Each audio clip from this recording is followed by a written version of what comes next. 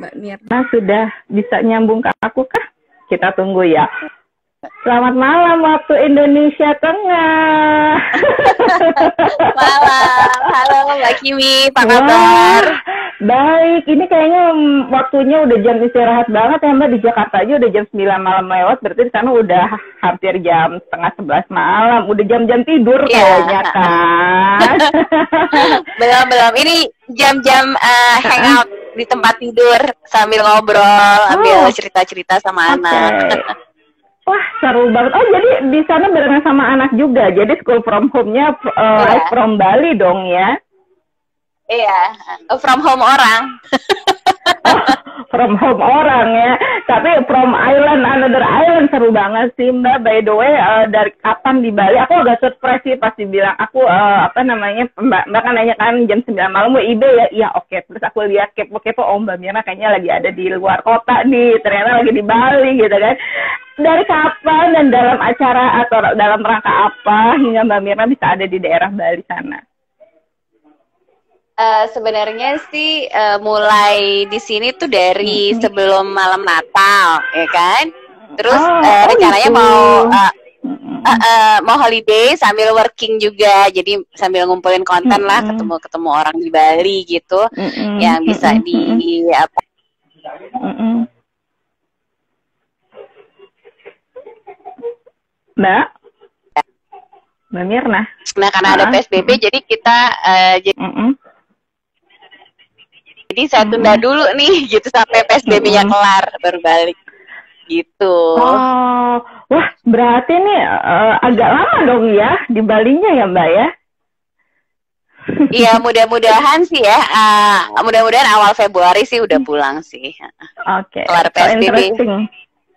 Menarik sih karena orang tuh udah sumpek banget sama di Jakarta khususnya di rumah aja, tapi Mbak Mira bisa ada kesempatan keluar kota khususnya ke Bali tuh menurut aku wow, satu kesempatan yang tidak bisa dirasakan oleh yang lain juga. Berarti itu salah satu grateful untuk Mbak Mirna dan juga putrinya gitu kan. Iya. Alhamdulillah sih kita bisa tiba di Bali juga dengan selamat ya. Tapi Mm-mm. jujur walaupun di Mm-mm. Bali kita juga nggak berani tuh Mbak Mm-mm. ke tempat-tempat yang rame Mm-mm. gitu kan. Kayak misalnya ke Mm-mm. beach club yang rame gitu kan, atau ke mall yang rame, saya Mm-mm. masih menghindari sih gitu. Jadi memang Mm-mm. masih menerapkan jaga jarak lah gitu untuk kita Mm-mm. sendiri ya, karena kan kita juga nggak pernah tahu ya gitu. Mm-mm. Oke. By the way, sebelum kita masuk ke pembahasan malam hari ini, mau tahu deh Mbak, apakah di Bali juga suasananya sama seperti di Jakarta pada saat ini yang sedang melakukan PSBB?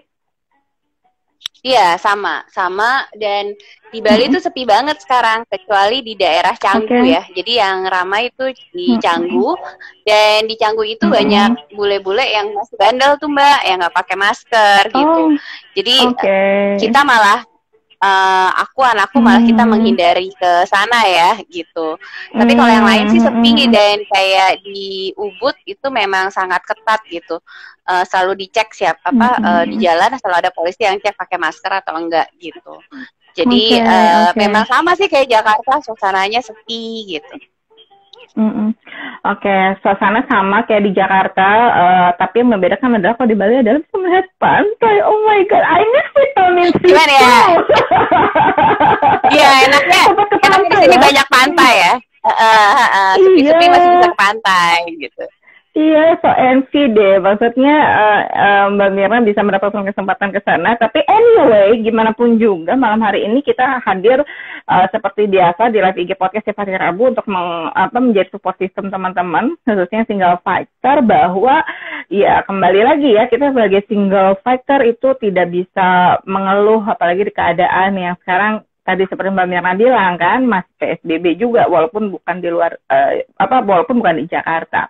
Mbak, malam hari ini kan kita akan ngobrol tentang usaha paling enak untuk ibu tunggal di tahun 2021 nih Mbak. Apalagi kan Mbak Mirna adalah seorang jandapreneur gitu. Dan kalau boleh tahu ke Bali itu termasuk salah satu urusan ininya juga usahanya, atau selain tadi ngonten, atau gimana Mbak, by the way? Iya, untuk urusan salah satu usaha sih gitu. Jadi kan karena di sini Mm-mm. banyak juga artisan-artisan ya. Jadi yang memang jual produk Mm-mm. custom gitu. ya memang ada rencana juga dengan salah satu bisnis saya gitu. Tapi juga ya itu karena kebetulan salah satu bisnis saya juga kan media gitu kan. Nah kebetulan banyak perempuan-perempuan hebat juga nih di Bali yang bisa saya kolaborasi gitu untuk media saya. Oke.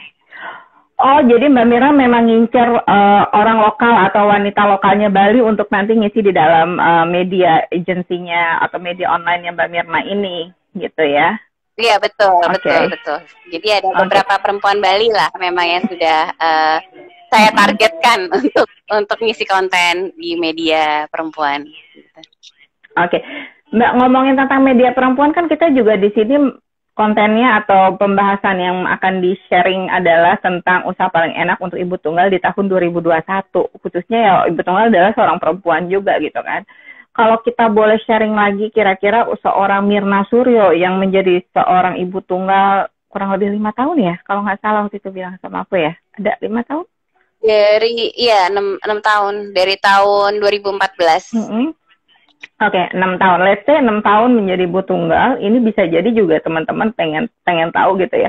Melewati masa-masa sulit dulu deh Mbak, karena kan menjadi seorang ibu tunggal atau single mom atau janda, katakanlah seperti itu kan nggak gampang ya. Apalagi sekarang eranya lagi pandemi gitu loh. Apa sih yang waktu itu pernah Mbak Mirna lakukan hingga akhirnya sekarang bisa going well dan menjadi seorang Mirna Suryo? Pada masa-masa awal ya menjanda itu, apalagi waktu lagi masih proses cerai ya, itu memang ada saat-saat dimana saya depresi gitu. Jadi ada saat-saat dimana saya bahkan bangun tidur pun kayaknya nggak mau gitu, kayaknya aduh pengen lewat aja deh nyari gitu. Atau bahkan pada saat-saat itu ada perasaan saya, aduh kayaknya kalau saya bangun saya nggak pengen hidup deh. Jadi ada perasaan saking depresinya ya. Dan itu memang berat, harus dilewati. Cuman waktu itu saya selalu berusaha mengcounter pikiran negatif itu dengan ingat ada anak gitu kan, terus kasihan anak ini nanti siapa yang rawat gitu. Berusaha fokus ke itu walaupun perasaan campur baur lah ya gitu. Jadi waktu itu saya coba sibukkan dengan hal yang bikin hati saya tenang gitu ya. Jadi misalnya habis kerja biasanya kan ada jeda misalnya lunch time gitu kan. Jadi saya nggak boleh tuh bengong-bengong gitu kan.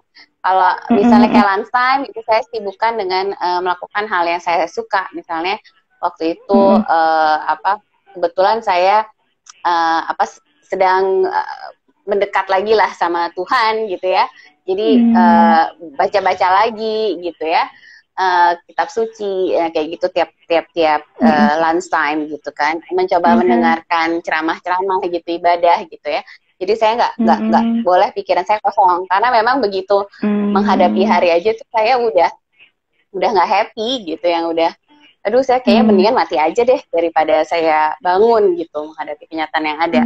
Tapi memang lama-lama karena terus fokus gitu ya, coba positif gitu, lama-lama perasaan itu sih hilang ya. Memang masa yang paling berat tuh waktu proses perceraian, apalagi waktu proses kita pisah itu kan juga saya karena KDRT ya, kekerasan dalam rumah tangga, jadi ada proses saya harus ke polisi gitu kan ya, membuat berita acara, pelaporan dan sebagainya gitu ya, dan mediasi sama polisi itu tuh berat sekali sih Mbak gitu ya kan.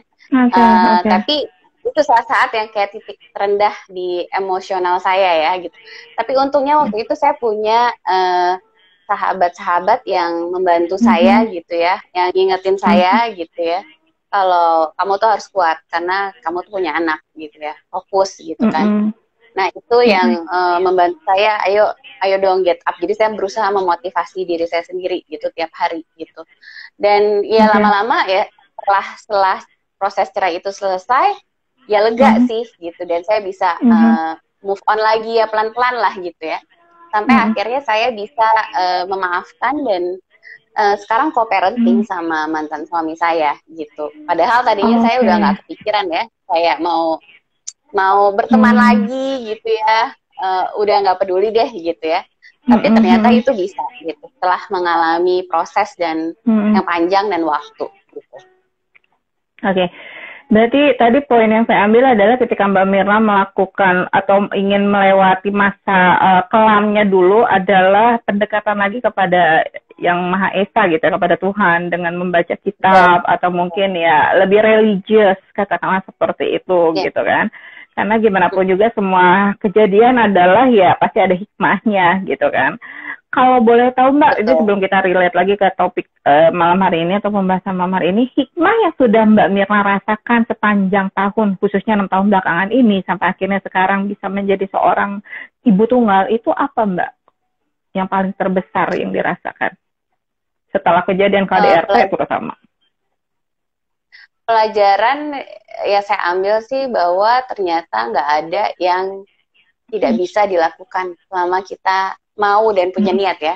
Kayak tadi saya saya nggak pernah kepikiran tuh misalnya bisa co-parenting sama mantan saya gitu ya, mantan suami saya.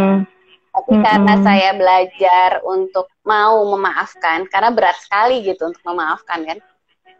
Mau memaafkan, mau letting go, mau menerima bahwa ini memang sudah jadi bagian kisah hidup saya.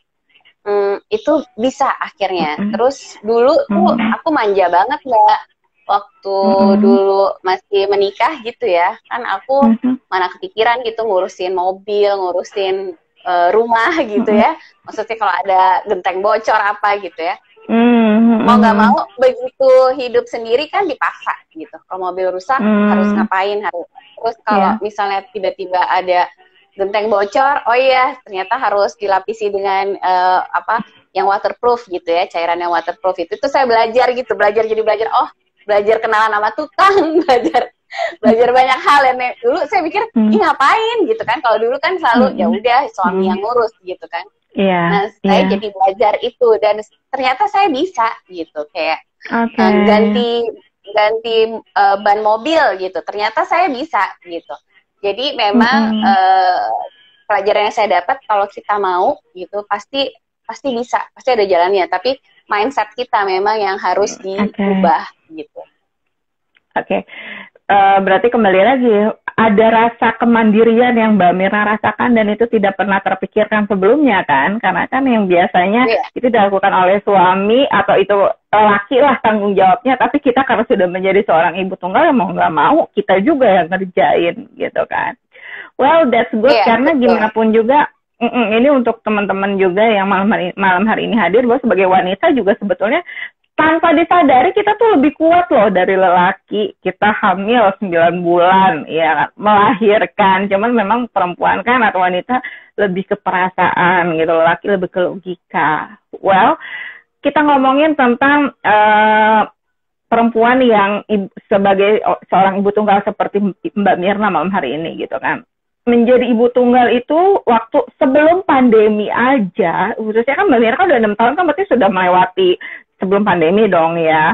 Itu kan gak gampang ya Mbak untuk mencari income, khususnya kalau kita tidak ada jatah dari mantan suami gitu. Nah kalau misalkan sekarang di era pandemi apalagi banyak sekali proyekan yang pending, klien nahan budget, apalagi banyak juga teman-teman mungkin sebagai ibu tunggal yang kehilangan pekerjaannya gitu kan, pengen buka usaha. Relate dengan malam hari ini, usaha paling enak untuk ibu tunggal di 2021. Menurut Mbak Mirna apa sih yang kira-kira ini bisa menghasilkan income atau uang lah secara cepat gitu, apalagi punya anak kan?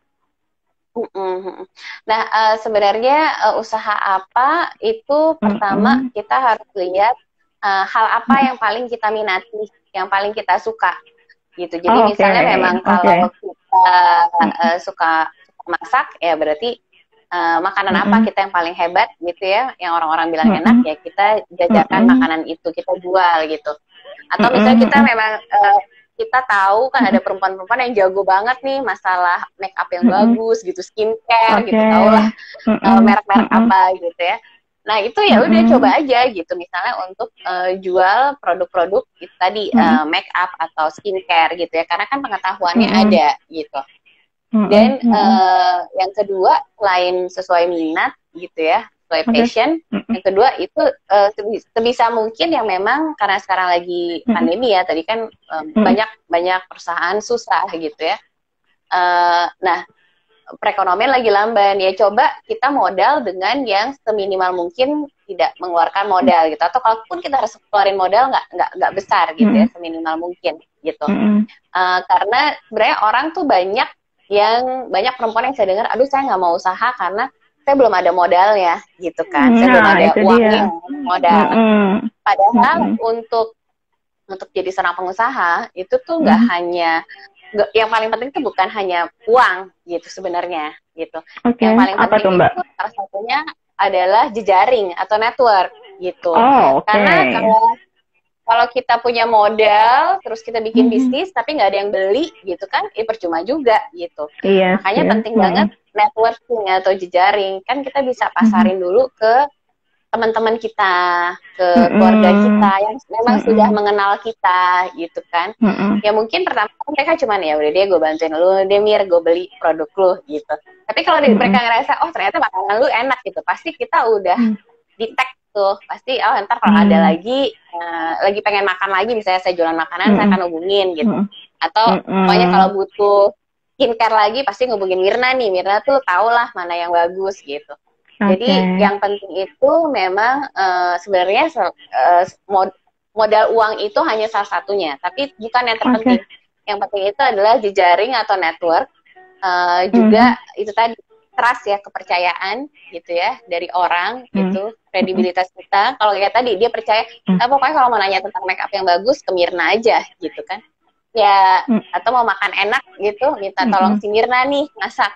Nah itu kan berarti kita udah, kredibilitas kita udah ada di pikiran orang bahwa oh dia tuh jagonya ini gitu. Nah itu yang salah satu modal yang penting untuk bikin usaha juga. Jadi nggak hanya masalah duit sih gitu. Oke, berarti note banget nih kalau misalkan selain duit, ya duit juga penting ya buat modal secara operasional, katakanlah seperti itu. Tapi networking atau jejaring juga lebih penting, karena buat apa kita punya barangnya jadi, tapi nggak ada yang beli, seperti itu. Nah, ngomongin tentang networking atau jejaring, ini kan mungkin nggak semua orang bisa berhubungan atau berkomunikasi dengan jejaringnya, nawarin dagangannya, katakanlah seperti itu. Mungkin dia yang tadinya terbiasa dia beli, tapi sekarang mungkin dia tadinya pembeli tapi sekarang dia penjual gitu kan, pasti kan beda, apalagi kalau dia bukan orang yang jiwanya dagang seperti itu. Ada nggak mungkin Mbak Mirna pengalaman juga, Mbak Mirna yang tadinya juga seperti itu akhirnya ya melakukan itu juga gitu? Apa sih yang maksudnya mendorong motivasi hingga akhirnya kita bisa melakukan ya seperti seorang pedagang atau penjual pada umumnya gitu, walaupun kita nggak ada basic dagang gitu? Mungkin yang paling penting kalau misalkan ada mungkin beberapa yang baru mau coba usaha, mungkin masih malu kali ya memasarkan dagangannya gitu kan ya. Ada rasa malu, kok gue sekarang jadi jualan gitu kan, ada rasa malu gitu. Ya, gengsi lah. Memang pertama-tama iya.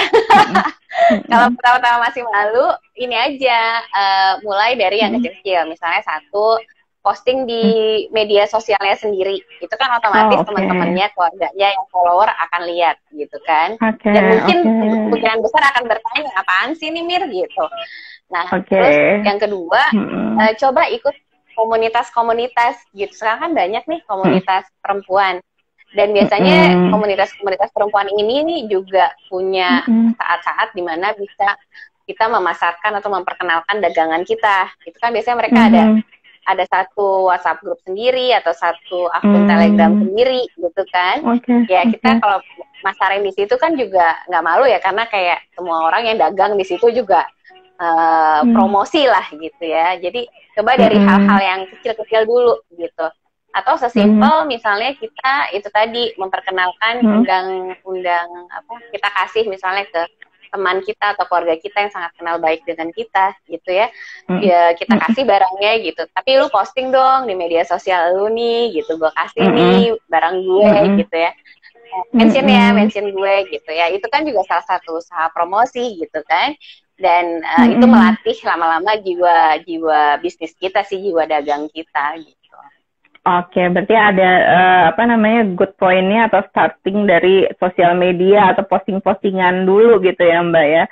Wah, menarik ya, karena itu bisa jadi biar orang lihat dulu deh tanpa kita harus ngomong banyak gitu. Nanti akhirnya orang nanya baru kita bisa jawab gitu kan, kurang lebih yang Mbak Mirna maksud. Oke. Tapi Mbak Mirna sendiri gimana ngejalaninnya? Karena kan Mbak Mirna seorang jandapreneur yang kita tahu waktu itu di podcast cerita buat teman-teman yang gabung malam hari ini. Hai, selamat malam. Mbak Mirna waktu itu hadir sebagai narasumber di episode 17 jandapreneur di podcast Listen to Kimmy FM. Dan Mbak Mirna bukan hanya seorang bisa dibilang pengusaha yang punya media agency aja, tapi juga salah satu orang yang termasuk di komunitas Safe Janda gitu kan. Nah, kembali lagi nih, apakah Mbak Mirna merasakan perbedaan signifikan ketika sebelum pandemi sama sekarang setelah pandemi, khususnya di media dulu deh yang Mbak Mirna punya Eureka Woman ini gitu kan? Apakah ada perbedaan yang sangat berarti gitu dari mulai mungkin klien khususnya gitu, pun juga di komunitas jandanya gitu. Yang ya pasti ada perubahan ya saat pandemi. Yang pasti orang itu sangat haus konten di masa pandemi, itu kelihatan gitu kan. Apalagi waktu saat PSBB yang pertama-tama ya, kan orang stres juga ya, harus di dalam rumah terus gitu. Karena stres di dalam rumah terus, akhirnya ya udah kepoin Instagram orang gitu ya, atau baca WhatsApp grup yang tadinya mungkin kita karena sibuk kerja, aduh skip semua lah yang di WhatsApp grup, tiba-tiba karena di rumah kita jadi bisa baca gitu postingan tiap orang gitu ya di WhatsApp grup gitu. Itu memang berubah, akhirnya itu juga merubah, harus pintar adaptasi kan, jadi merubah bisnis juga gitu, termasuk kalau di Eureka Woman. Tadinya Eureka Woman itu kan sangat web based ya, jadi memang artikel gitu yang kita kedepankan. Oke,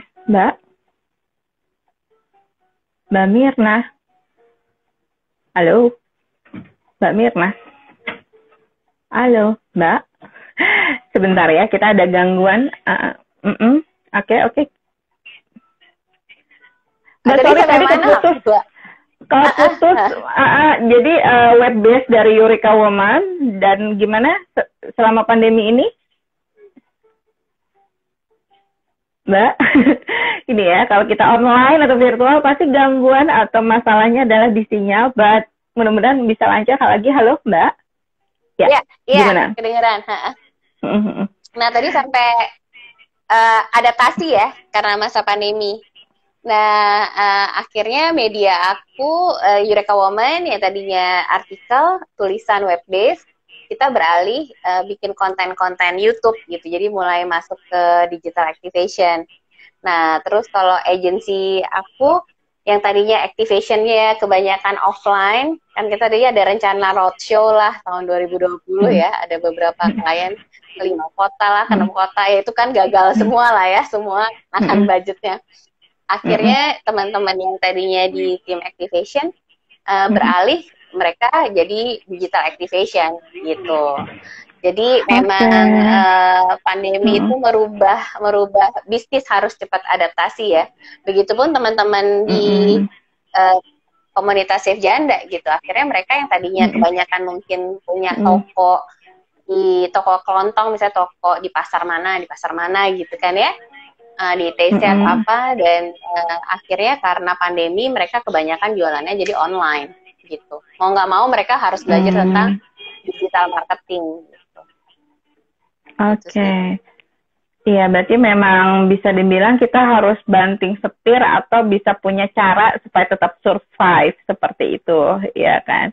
Mbak Mirna, tapi Mbak Mirna sendiri sebelum menjadi seorang entrepreneur atau jandapreneur, mendirikan media agency, apalagi media activation, dan juga punya keterlibatan di dalam Safe Janda, dulu pernah ngerasain menjadi seorang karyawan nggak sih? Kayak mungkin malam hari ini juga teman-teman tadinya seorang karyawan gitu, karena satu hal dan dua lain hal di pandemi akhirnya kehilangan pekerjaan itu dan sudah tidak jadi karyawan lagi gitu. Pernah banget gitu. Jadi saya tuh baru jadi entrepreneur tahun 2017. Sebelumnya saya kerja juga di agensi komunikasi multinasional ya gitu. Nah, cuman memang waktu itu begitu saya jadi orang tua tunggal, itu saya ngerasa agak susah ngatur waktu gitu, karena kan kerja kerja di perusahaan orang, dan itu multinasional, tahu lah Mbak gitu. Waktunya tuh ya paling cepat pulang jam 7 malam itu kayaknya. Nah, sedangkan jadi ibu tunggal tuh kan anak kadang-kadang belum mau tidur kalau saya belum pulang gitu. Terus banyaklah urusan sekolah ya, three-way conference lah gitu kan. Terus ada kelas party lah gitu kan, kalau kita nggak ikutan ngebantu kayaknya kan nggak enak juga gitu kan. Jadinya aku mikir, aduh aku butuh kerja nih yang bisa fleksibel gitu waktunya, yang aku bisa ngatur waktu buat anakku juga karena aku ibu tunggal kan. Jadinya ya udah waktu itu akhirnya coba memberanikan diri tahun 2017, ya udah deh coba usaha sendiri gitu, bikin agency sendiri gitu, karena kebetulan waktu itu teman-teman aku udah bilang ya udah bikin aja gitu ya. Jadinya ya udah, itu pertama juga klien-kliennya juga ya orang-orang yang aku kenal juga gitu, masih teman-teman aku juga gitu. Akhirnya ya udah, akhirnya jadilah terus bergulir sampai sekarang. Oke, berarti memang ini bisa jadi salah satu hal menarik juga buat teman-teman yang tadinya karyawan dan kehilangan pekerjaannya, harus berani menjadi entrepreneur kan. Mbak Mira juga pernah di posisi itu kan, Mbak. Mbak, menjadi entrepreneur itu kan gak gampang ya, apalagi kembali lagi kalau kita seorang ibu tunggal. Nah, ini kembali ke relate atau topiknya adalah usaha paling enak untuk ibu tunggal di tahun 2021, yang notabene tahun paceklik atau pandemi yang we never know nih kapan akan berakhir gitu kan. Menurut Mbak Mirna gitu ya, kan sekarang banyak nih fenomena teman-teman yang karena di rumah aja dia melaksanakan hobinya dan itu jadi menghasilkan gitu kan. Apa sih yang menurut Mbak Mirna, sih pandangan Mbak Mirna aja, kira-kira ini usaha dari hobi itu sebenarnya bisa menjanjikan loh? Iya, bisa banget. Apalagi kan sekarang zamannya udah zaman media sosial, zaman e-commerce gitu, marketplace gitu kan. Jadi bahkan sebelum kalau kita modal kita terbatas ya, bahkan kita bisa kayak buka PO dulu gitu kan. Buka PO, kita dapetin transferan uangnya, baru kita bikin barangnya atau baru kita beliin barangnya gitu kan. Kayak just tip kan juga kayak gitu kan. Jadi sebenarnya banyak banget gitu kesempatan yang bisa didapat sekarang, asal kita mau untuk melakukannya, nggak malu, dan mau buka jejaring gitu kan. Karena sekarang juga ada kan yang kayak reseller yang ya udah tinggal posting aja gitu kan di media sosialnya gitu, barangnya bukan dari mereka. Jadi memang banyak opportunity sebenarnya yang bisa kita dapat, asal kita harus terus mau belajar sih sebenarnya gitu. Terus mau belajar untuk hal yang baru, mau mengembangkan diri. Kalau tadi nggak ngerti digital ya, cobalah belajar digital. Kan banyak banyak source ya gitu, di Instagram aja banyak banget gitu kan kalau kita lihat di IGTV.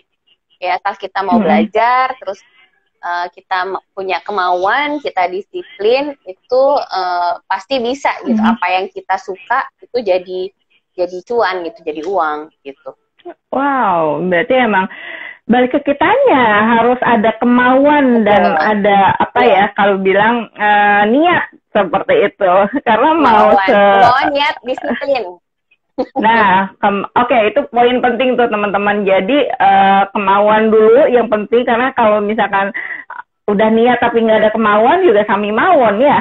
cuman niat doang, nggak ada mau untuk dijalanin. Terus juga kalau udah ada niat dan kemauan, harus bisa disiplin juga buat menjalaninya, biar hasilnya bisa cuan gitu kan. Betul. Mbak, by the way di Bali sekarang ini kalau ngomongin tentang suasana kan udah pasti sepi ya Mbak ya. Tapi kalau menurut pandangan Mbak Mirna nih sebagai seorang pendatang atau ya bisa bilang pelancong lah lagi ke sana gitu. Warganya gimana Mbak? Apakah untuk ya let's say kan pantai kan, kalau namanya pantai pasti rame ya kalau lagi nggak pandemi. Apakah itu hal yang lumrah? Maksudnya daerah pandemi ini juga tetap ada keramaian di pantai atau gimana? Aku jadi pengen ke Bali. Anyway gimana? Sedih banget. Karena sepi banget. Pantai juga sepi. Mau pantai Kute aja yang dulunya rame gitu ya, atau double stick Seminyak atau Jimbaran yang dulu rame, sekarang benar-benar sepi. Terus saya tuh suka kasihan kan, Sanur kayak gitu misalnya ya, kalau sepi yang ya. iya betul sepi. Sampai kayak misalnya mbok-mbok yang kan suka ada yang jual kain-kain Bali atau gelang-gelang gitu ya.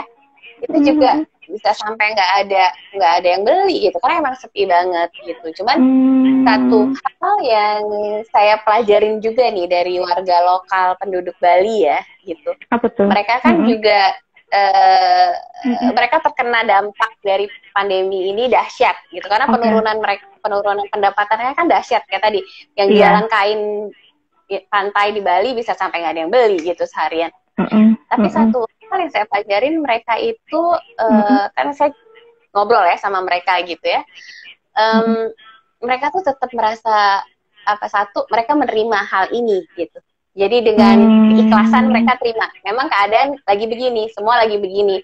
Bali memang lagi sepi, itu satu. Mereka menerima. Terus yang kedua, mereka juga tetap ada rasa syukur, gratitude gitu. Itu tuh hebat banget sih gitu. Jadi mereka, oh ya mungkin memang saatnya nih sekarang lagi memang harus prihatin gitu ya. Lagi harus memang sekarang semua juga lagi susah, tapi memang harus disyukurin. Setidaknya kita masih bisa dagang, kita masih sehat gitu ya.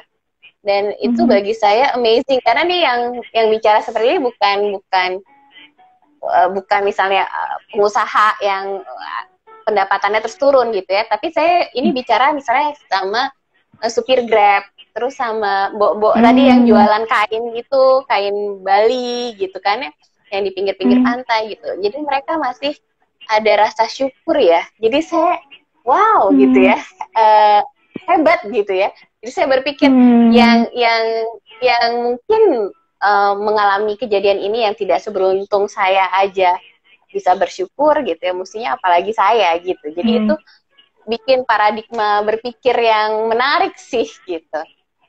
Iya ya, karena padahal mereka belum tentu ibu tunggal gitu kan, apalagi kan iya semua orang merasakan kalau sebagai seorang ibu tunggal atau janda itu kan memang sangat berat gitu, apalagi bukan hanya stigma yang sendiri yang dirasakan, tapi dari lingkungan, khususnya kalau kita mau bekerja sebagai janda aja kayaknya udah dianggap negatif duluan. Ini di sana gitu ya, khususnya Bali kan juga orang berpikirannya senang-senang aja, hedon aja gitu kan, tapi ternyata ada momen di mana sekarang semuanya lagi senyap, sepi karena keadaan pandemi ini, dan mereka tetap bisa survive dan bersyukur. Itu sih poinnya kali ya Mbak.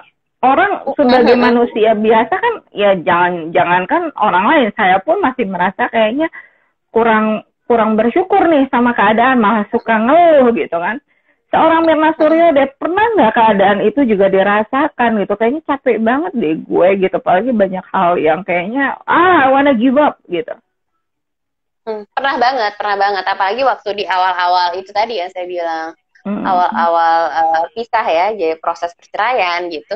Itu ada saat-saat yang, aduh kayaknya, ya itu sampai saya sempat depresi yang, aduh kayak nggak mau bangun tidur, kayaknya lebih baik gue mati aja gitu, sampai pikiran gitu, gue nggak mau bangun gitu ya.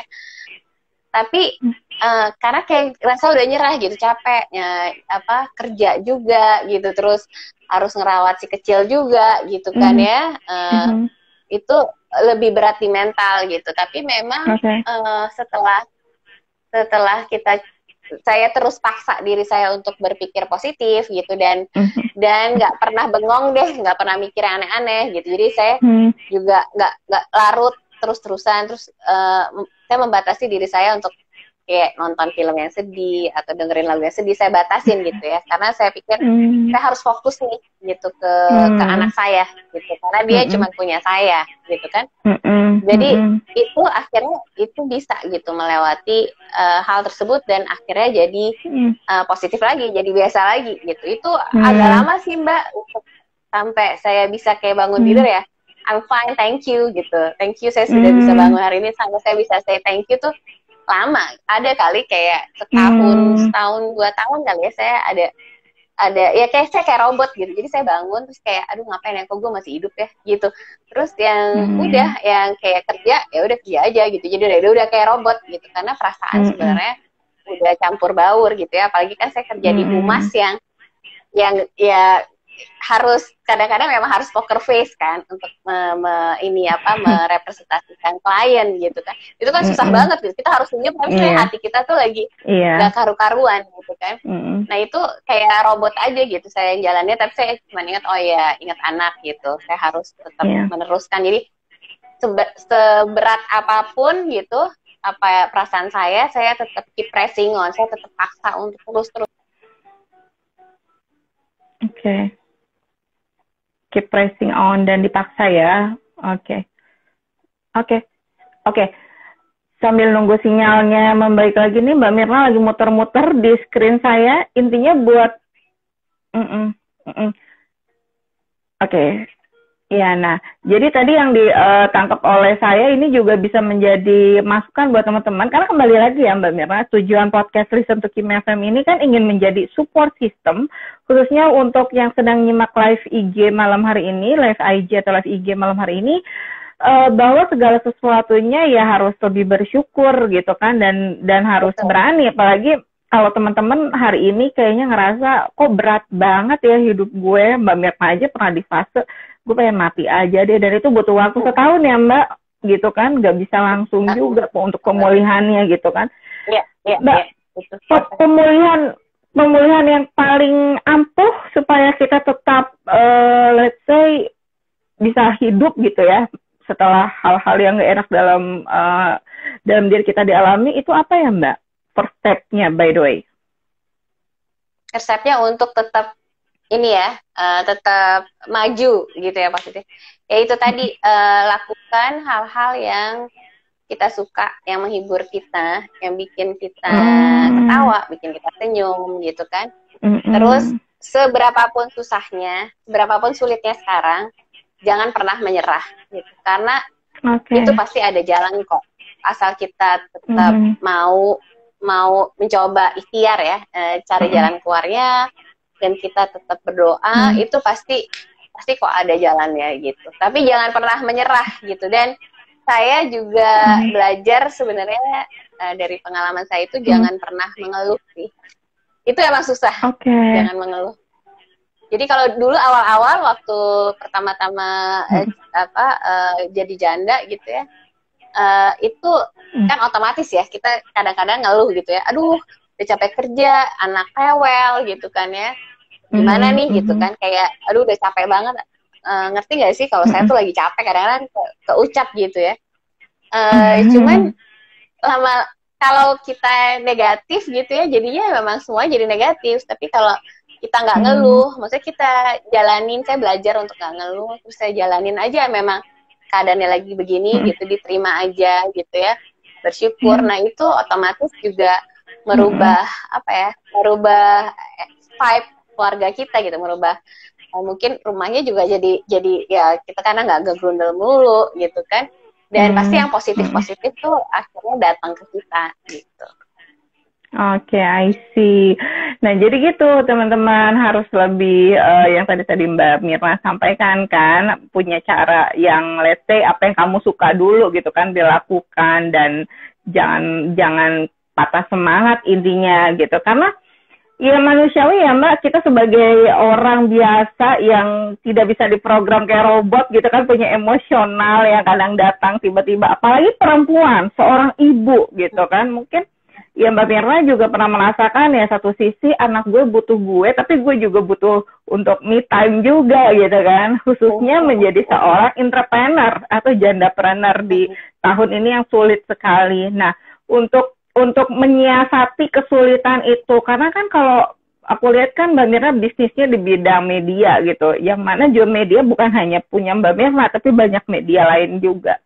Ada strategi khususnya nggak supaya let's say klien atau apa sih sebutannya, pembaca ya, atau apa ya sebutan untuk orang yang datang ke medianya Mbak itu bisa tetap stay gitu loh, tidak berpaling seperti itu? Yang pasti sih di semua bisnis itu harus ada trust ya, kepercayaan yang kita dapat dari orang gitu. Kalau di bisnis media, bisnis media kan juga itu tadi, kayak pembacanya ya, kalau kita sebenarnya Eureka Woman, viewernya lah gitu ya, supaya percaya sama kita. Nah, itu kan harus ada trust gitu. Nah, gimana caranya trust ya? Kita harus menunjukkan gitu bahwa memang kita mampu di bidang kita dan kita bisa memberikan dampak positif gitu. Misalnya kalau di usaha saya di agensi ya saya bisa memberikan benefit dampak positif ke klien gitu ya, memberikan rekomendasi-rekomendasi. Kalau di media saya bisa memberikan misalnya apa nih kira-kira yang dibutuhkan oleh perempuan sekarang gitu ya, lagi masa pandemi, mereka pengen apa sih? Mereka pengen itu tadi misalnya salah satunya tahu cara mengatasi hubungan toksik misalnya, ya udah saya kasih tema-tema kayak gitu, atau pengen jadi entrepreneur, gimana sih Mbak caranya bikin bisnis plan gitu. Nah itu aku ajarin di webinar gitu cara bikin bisnis plan gitu. Jadi ya kita memberikan benefit lah gitu kepada komunitas gitu, pada community, kepada society gitu. Nah itu juga pasti akan berdampak ke kita dan itu harus dilakukan dengan tulus sih gitu. Uang itu akan mengikuti sih. Iya. Jadi maksud aku tadi poin pentingnya adalah Mbak Mirna juga melakukan katakanlah seperti coaching ya, ada webinar, bahkan ngajarin atau mengarahkan seperti untuk konten-konten atau artikel-artikel yang itu relate dengan viewersnya juga. Menarik sekali. Ini berarti kembali lagi kepada pembahasan malam hari ini, usaha paling enak untuk ibu tunggal adalah ya kitanya sendiri harus tahu apa kebutuhan dari targetnya kita gitu ya Mbak ya, yang dipasarkan gitu kan. Betul. Oke. Kalau bicara tentang target market kan kembali lagi ke saingan nih Mbak. Kalau tadi Mbak Mira udah bilang trust seseorang atau trust klien atau trust viewers. Apalagi sih Mbak selain itu mungkin ini bisa menjadi poin paling penting juga nih untuk yang sedang menyimak. Mbak? Mbak Mirna? Oke, sambil menunggu, ya gimana Mbak? Ya, gimana? Ya tentang trust ya tadi Mbak Kimi tanya. Ya selain trust, apalagi poin pentingnya mungkin ini juga bisa menjadi salah satu input yang baik untuk yang sedang menyimak dari Mbak Mirna. Ya selain trust ya terus kembangkan diri kita. Biarpun misalnya kita punya talent nih di bidang yang kita sukai dan dimana kita berdiskusi itu. Kayak saya karena saya humas gitu ya, saya punya talent di situ, tapi bukan berarti saya berhenti gitu. Di situ saya terus menerus belajar mengembangkan diri. Kalau waktu saya dulu jadi humas kan belum ada digital tuh Mbak. Jadi semua masih nge-fax, masih nulis press release gitu kan, ngetik gitu kan, manual ya. Kalau sekarang kan malah ya udah kasih press release, ya udah digital aja di WhatsApp, malah mereka mintanya wartawan gitu kan. Mau nggak mau saya jadi harus belajar juga gitu, kayak tadi kan webinar, saya jadi harus tahu belajar gimana sih cara ngadain webinar pakai platform online apa gitu ya. Saya belajar, bahkan saya belajar ke yang lebih muda gitu, karena kan kalau ya generasi milenial gitu ya mereka lebih fasih lah, lebih tahu apps apa, Mbak pakai aplikasi ini dong, pakai aplikasi itu. Saya belajar ngedit video gitu kan, itu malah dari anak saya. Oh ya, wah, Karena dia kan digital native ya, jadi jangan pernah berhenti untuk belajar. Biarpun memang talenta kamu di situ, kamu jago masak, belajar terus. Sekarang makanannya lagi tren apa? Misalnya lagi fusion, belajar bikin masakan fusion tuh kayak gimana gitu. Jadi terus belajar, nggak pernah berhenti gitu dengan talenta yang kamu miliki. Gitu. Wow, satu catatan penting banget tuh buat teman-teman yang ingin menjadi seorang entrepreneur, khususnya kamu adalah seorang janda atau ibu tunggal gitu ya. Tadi Mbak Mirna sudah kasih poin-poin penting yang sudah saya simak juga. Memang benar sih, kita harus memulai usaha itu digali dari minat atau hobi kita dulu, biar nggak boring ya atau menjalankannya setengah hati gitu ya Mbak Mirna ya. Terus kedua juga harus diasah lagi kemampuannya, karena kompetitor itu semakin banyak gitu kan. Nah setelah kamu sudah mengasah semuanya, let's say bakat kamu juga sudah lebih baik untuk membuka usahanya, kamu juga harus punya networking atau jejaring yang luas gitu, biar dagangan kamu laku. Tadi Mbak Mirna juga sudah ngasih tipsnya tuh lewat dari sosial media aja dulu, di posting-posting gitu. Dan juga harus lebih katakanlah lebih lebih banyak belajar lagi. Jangan gengsi untuk bertanya walaupun itu ke orang yang lebih muda dari kamu. Let's say Mbak Mirna aja belajarnya dari anaknya gitu. Wah, menarik ya. Berarti memang menjadi seorang entertainer atau jandapreneur seperti Mbak Mirna Suryo itu banyak step-stepnya dan gak semudah itu loh gitu kan. Hebat banget Mbak Mirna. Tapi ngomong-ngomong untuk sekarang di tahun 2021 ini coba teman-teman yang mungkin aja kayaknya udah bisa bilang pesimis lah menghadapi tahun ini karena kayaknya semua bisnis plan tahun lalu atau rencana tahun lalu tuh tidak terrealisasi, terlalu banyak berekspektasi, tiba-tiba si corona datang gitu. Apakah ini mau karena masih awal tahun ya Mbak? Kita harus berpikiran yang sama kayak tahun lalu, maksudnya tetap membuat bisnis plan walaupun apapun yang terjadi, atau ya udahlah pasrah aja ngikutin keadaan. What do you think? Harus tetap sih bikin bisnis plan, karena kita kalau kita punya mimpi kan kita harus punya mimpi yang besar, dream big gitu. Karena kalau setidaknya mimpi yang besar itu tidak tercapai, kan turun tapi nggak sampai nyungsep gitu, nggak jatuh. Jadi tetap harus ada perencanaan gitu. Tentunya perencanaannya itu melihat situasi yang ada sekarang, ya kita bikin skenario A, B, C lah gitu. Misalnya skenario A, kalau misalnya COVID tahun ini memang udah hilang sama sekali karena vaksin berhasil, misalnya kayak gitu ya. Kita bisa tahu skenario A ini berarti pertumbuhan bisnis saya mungkin bisa berapa persen gitu, bisa melesat gitu ya sehabis COVID berlalu. Tapi yang B, mungkin skenario B, ya mungkin vaksin nggak berhasil amat gitu kan, gitu keadaan masih ya kurang lebih begini-begini aja gitu ya. Mungkin ada pertumbuhan tapi sedikit, atau kita ya tetap berada di survival mode on ya, gitu yang ya yang penting bisa cover operational bisnis gitu kan. Ya skenario C yaitu skenario terburuk, misalnya ya ternyata sama aja nih Sami Mawon sama tahun 2020 gitu ya, vaksin sama sekali nggak berhasil gitu.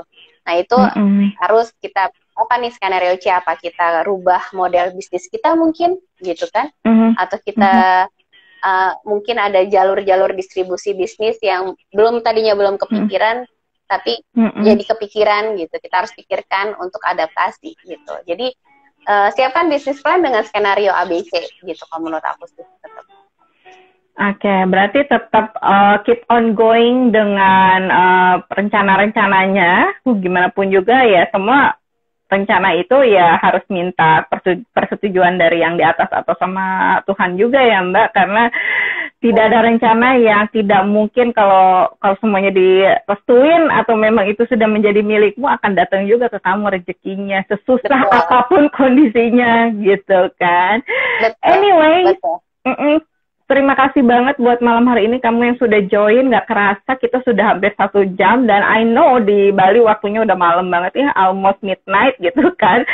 Intinya terima kasih banyak Mbak Mirna sudah meluangkan waktu di live IG Listen to Kimi FM. Dan sebelum closing kita say hi dulu yang sudah malam hari ini gabung. Ada Fanti Arista, hai, ada Keranga Farah, Fauzan Mo juga, ada Mbak Lika Nur kayaknya yang baru join. Intinya terima kasih banyak sudah gabung di live IG malam hari ini. Kalau kamu mau dengerin cerita lengkap dari Mbak Mirna seorang jandapreneur, dengerin yuk di podcast Listen to Kimi FM di Spotify dan platform podcast lainnya. Mbak Mirna waktu itu hadir di episode 17, dan malam hari ini tadi sudah memberikan poin-poin pentingnya mengenai usaha paling enak untuk ibu tunggal khususnya di tahun 2021. Intinya itu ilmu yang kalau bisa dibilang coaching yang sangat menarik gitu, dan bisa disimak oleh teman-teman walaupun teman-teman bukan ibu tunggal ya, tapi poin-poinnya tadi bisa diambil loh, kayak harus lebih mengasah diri dan bernetworking seperti itu. Mbak Mirna, anyway terakhir sebelum kita closing, sekali lagi aku pengen banget Mbak memberikan satu advice atau input yang benar-benar ini bisa menjadi salah satu poin penting supaya teman-teman tetap bisa cuan dengan usahanya di tahun 2021 ini. Itu seperti apa? Oke, ininya ya, sarannya ya. Oke. Jadi sarannya yang pasti satu, mulai usaha dengan resources yang ada dulu. Kalau kamu belum punya modal gitu, dengan apa, mulai usaha dengan sumber daya yang ada di kamu dulu gitu. Oke. Dengan modal yang ada di kamu dulu. Kalau kamu belum punya duit, karena sekarang kan juga lagi susah. Ya, kalau kamu belum punya duit, ada modal yang namanya modal tadi, modal jejaring, modal talenta kamu tuh modal, gitu kan? Ya udah buka PO dulu, gitu ya. Jadi jangan patah semangat karena kamu nggak punya modal duit, gitu. Terus yang kedua itu perhatikan tren yang ada sekarang, gitu, yang sesuai dengan talenta kamu tadi.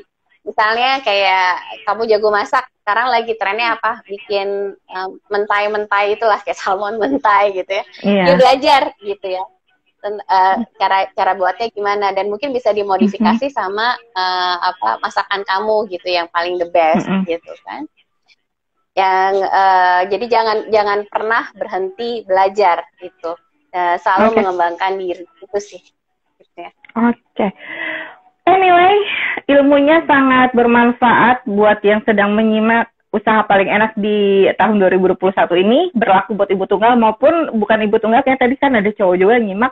Mudah-mudahan segala sesuatunya berjalan dengan baik yang sedang punya usaha, biar banyak cuannya. Pun juga dengan Mbak Mirna, sehat-sehat terus ya Mbak, jaga kesehatan meskipun lagi di Bali, tetap mengikuti protokol kesehatan, be safe dan stay healthy. Salam buat putrinya, mudah-mudahan suatu hari nanti setelah pandemi kita bisa ketemu lagi, tidak hanya secara virtual tapi langsung ya waktu itu di studio. Betul.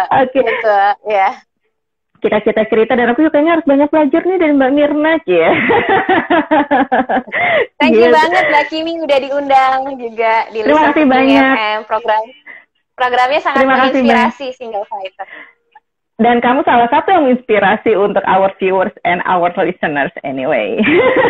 Sekali lagi terima kasih yang sudah nyimak, yang sudah nonton, dan terima kasih banyak Mbak Mirna. Kalau gitu, selamat malam dan selamat istirahat ya Mbak ya. Kita ketemu lagi kapan-kapan sama Mbak Mirna, mudah-mudahan setelah pandemi. Dan kita ketemu lagi untuk live IG-nya minggu depan seperti biasa di hari Rabu jam 8 malam waktu Indonesia Barat. Good night Mbak Mirna dan teman-teman. Stay safe everyone. Bye.